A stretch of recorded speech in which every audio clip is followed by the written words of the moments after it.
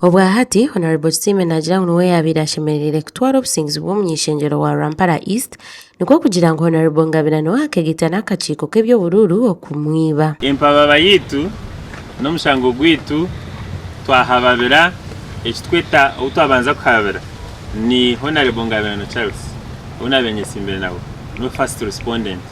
Owa kabiri ni Electoral Commission yabineteza Karuru. Honorable Ngabirano Charles tumuhababira abo kugira ngo bakamurangira atashirwa kurangirirwa akarura akakuba tuye akasingira. Ecya kabiri akakona ivingana n'aba Electoral Commission process yo kuyiba obusinguzi bwanje a polling stations 20 bateza abantu babere bafire, bateza abantu babere bari aheru, bateza abantu babere bari mu Kikome Akaruru. Omukababa kweye Honorable Stephen Najang obururu bwe bukibwa okutera Karuru kakabamo ebintu byinje bishobere nko kushazibwamu obururu bw'ebyaro 8. Binisingire a polling stations 8 bakwata obururu bwanje bageza ku falsifying in favor of candidate ogu first responded.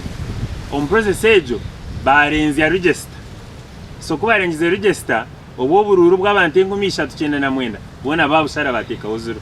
So mwenu okaba kwanje noko kugira ngo aba bantu 399 obugabe bwabo bwo kutera Karuru bakaronda mwembezo bakwenda tuburu. Honorable Stephen aenda koti eshaza mu byarugiro mu Karuraka kashazibwemo akuba abantu 399 tubarafune mu kisago go irakariya bukururu. Bamwe abatezi b'Akaruru muri Rampara East nabagira ngo Karuru tukaragenzire kurunji na habwecho binamasiko go buringaniza ku rugo mukoti kikaba kiri kibi munonga kikaba wasti nyonka ceta ngunka bahekera bakatwamba kugira ngo abantu batashara mu kintu ekibagenderire kibaye bagenderire entaro zikabaho bakatera abantu bakora buri kimwe cyona konke cyanshemeza no kugira ngo nyonka anje mutare center kandi bakandidate wabayesimbire kuya bribingire yiba yakore ibyo byona we kubamudizi we ekiyabe nashabane kimwe akana jati nyowe mudikiraringe tuzo mukoti tukagwerwa kagwe akitwabere tutakarebaga n'abashabakuru n'abakikuru bagwa hasi bagwa cyumura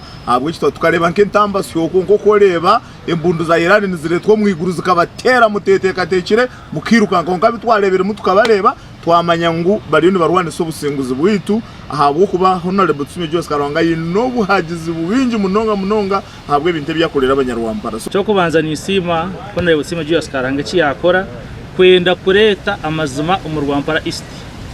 Cyo kubanza nimbanza najumerera ebyakozwe mu Karuru izobe ebyabireho tubukareba kavuga kandi tubishirizo bana rumwe. Icyo kubanza twabantu ronda bebembezi abo kundwa abantu kubebembera bakabakorera ibikira.